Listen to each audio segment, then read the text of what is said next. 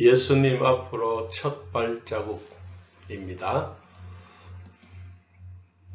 사람들은 복음에 대해서 알지 못하고 있을 때 아들이 있는 자에게는 생명이 있다라고 성경은 말씀했습니다. 사람들은 세 종류가 있는데, 첫째는 자연인, 두 번째는 육에 속한 사람들, 세 번째는 신령한 자입니다. 이러한 사람들이 처음으로 예수님 앞으로 첫 발걸음을 디디려고 하면 반드시 이 영상을 보아야 이해가 될 것입니다. 이 자연인을 뛰어넘고 육의 사람을 뛰어넘고 신령한 사람이 되면 믿음의 큰 부자가 될 수가 있습니다.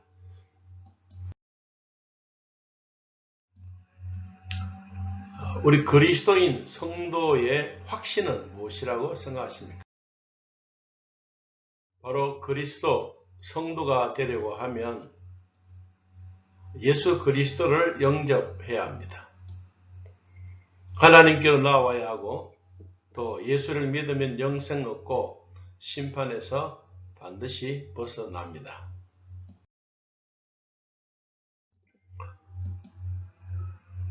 내 음성을 듣고 그들을 알고 그들은 나를 따른다고 말씀했습니다. 영생을 얻었고 멸망치 아니하며 아무도 아버지의 손에서 나를 빼앗을 수가 없다라고 강력하게 말씀했습니다. 우리 그리스도인이 되면 이와 같이 바로 6가지의 복을 누리게 되는 것입니다.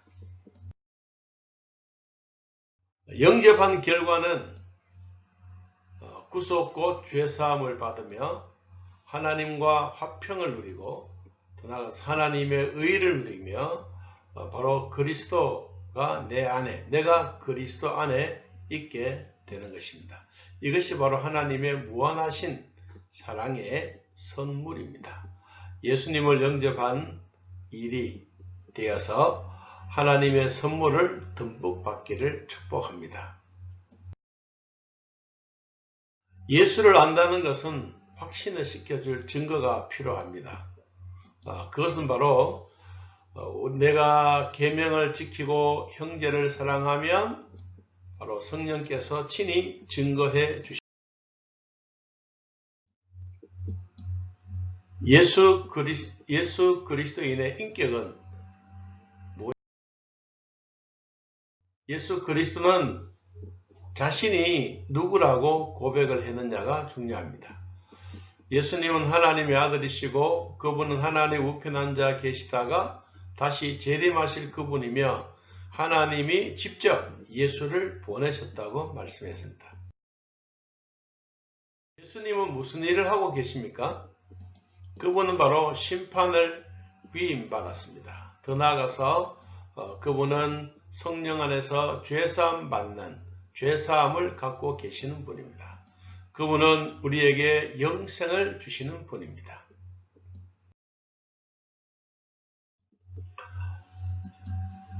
예수님은 무엇을 예언하셨습니까? 그분은 곧 구약 성경에서 동정녀 마리아의 몸에서 탄생하게 될 것을 말씀했습니다.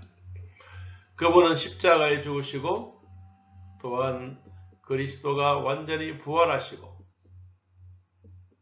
다시 재림하실 예수 그리스도. 그분은 무엇을 예언하셨습니까? 배신당하여 죽었다가 다시 살아나신다고 말씀하셨고, 바로 그분은 죽음과 부활을 예언하셨고, 그분은 승천과 다시 재림하실 것을 예언했습니다. 그를 따르는 사람들에게 예수님은 뭐라고 말씀하셨나요? 바로 성경은 이렇게 말합니다. 하나님의 어린 양이며 주는 그리스도시요 살아계신 하나님의 아들이라고 말씀했습니다.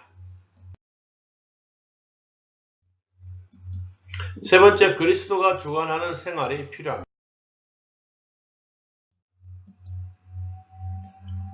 우리는 그분과 죄로 죽었고 불순종의 아들이고 진노의 자녀인데 그리스도를 영접하지 못하는 사람은 바로 비그리스도인, 자연인이라고 말합니다. 자연인의 마음의 상태는 어떠하겠습니까?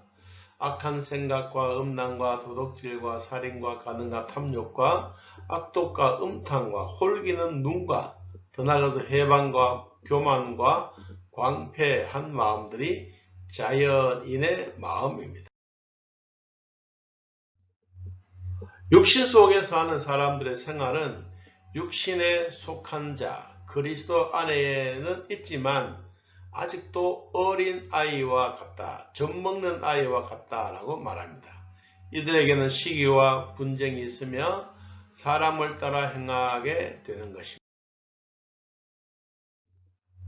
자기 중심의 생활로 모든 것을 해결하려고 합니다. 우리의 죄를 고백해야 하고 그리고는 내 마음의 중심의 자리에서 예수님께로 양도해야 합니다. 그리고 우리는 예수님의 마음을 믿고 꼭 그분을 따라가는 하나님의 백성이 되어야 됩니다.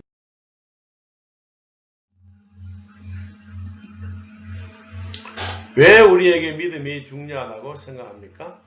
믿음이 없이는 하나님을 기쁘시게 하지 못하기 때문이며 믿음으로 하지 않는 것은 모두가 죄라고 성경은 말했습니다. 의인은 믿음으로 말미암아 살리라. 믿음이 우리 생활의 방법이 되기 때문에 그렇습니다.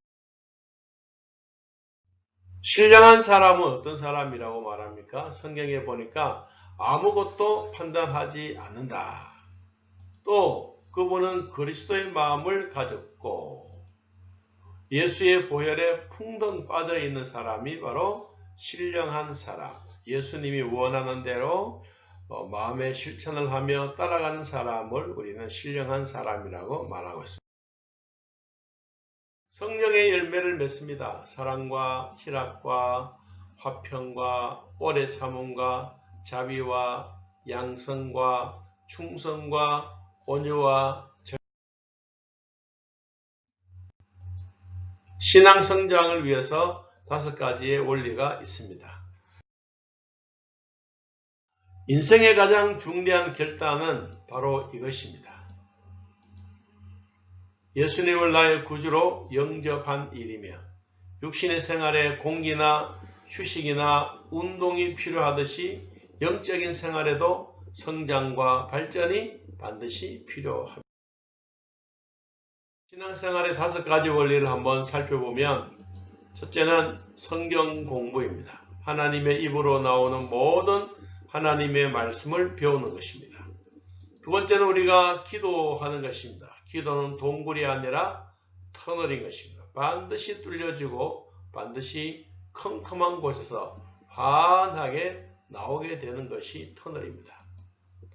성도의 교제입니다.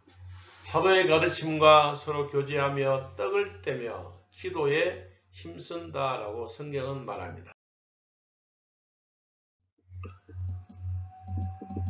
네 번째는 내 안에 있는 예수 그리스도를 증거하는 것입니다. 더 나아가서 하나님이 내 안에 일하시도록 모든 것을 성령께 맡기는 것입니다.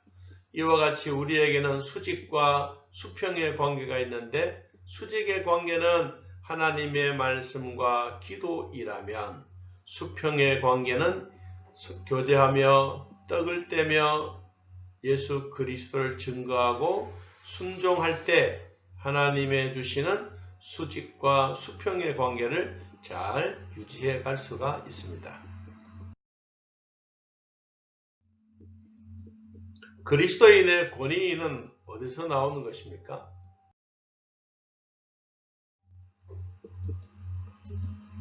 그 권위는 바로 하나님의 말씀입니다. 성경은 하나님의 말씀의 권위를 말합니다. 하나님의 말씀을 믿으면 권위도 동일하게 나타납니다. 성경 공부의 목적은 무엇입니까? 지혜와 구원에 이르는 지식입니다.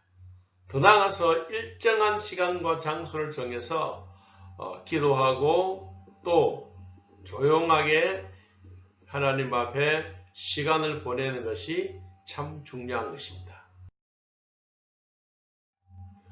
또한 우리에게는 성령의 권능을 받을 수가 있습니다. 성령의 권능은 귀신을 쫓아내며 모든 병을 고치는 권능과 또 모든 약한 것을 고치는 권능을 주시고 모든 믿는 자에게 다 주십니다. 예수님을 영접하면 이와 같이 하나님이 주셨던 세 가지의 권능을 다 가지고 사역할 수가 있습니다.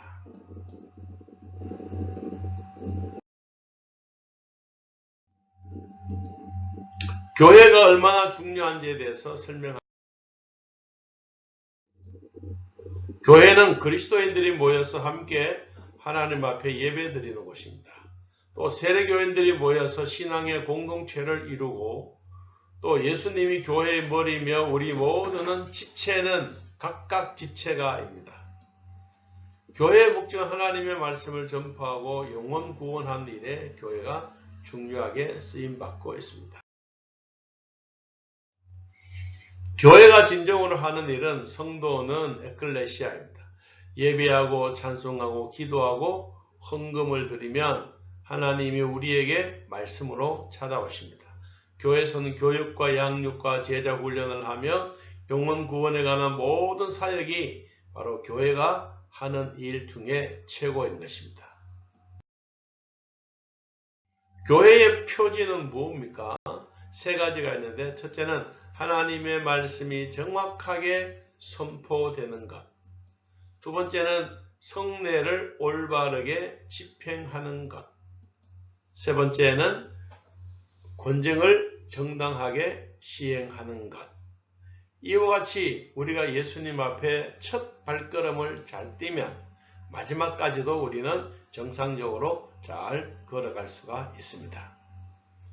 하나님이 주셨던 예수님 앞에 나아가는 우리의 발자취는 오늘도 죄악 가운데 있지만 예수님의 보혈이 우리의 뒤를 흥건하게 적셔줄 것이며 우리는 하나님의 자녀로서 참된 기쁨과 즐거움으로 살아가기를 진심으로 축복합니다.